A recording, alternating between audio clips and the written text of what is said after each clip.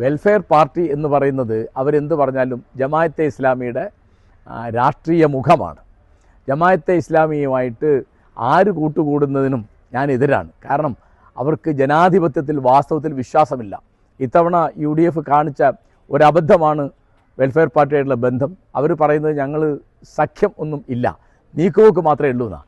അതിനർത്ഥം നിക്കാഹ് കഴിച്ചിട്ടില്ല, സംബന്ധമാണെന്നാണ്. കാര്യം ഒന്ന് തന്നെയാണ്.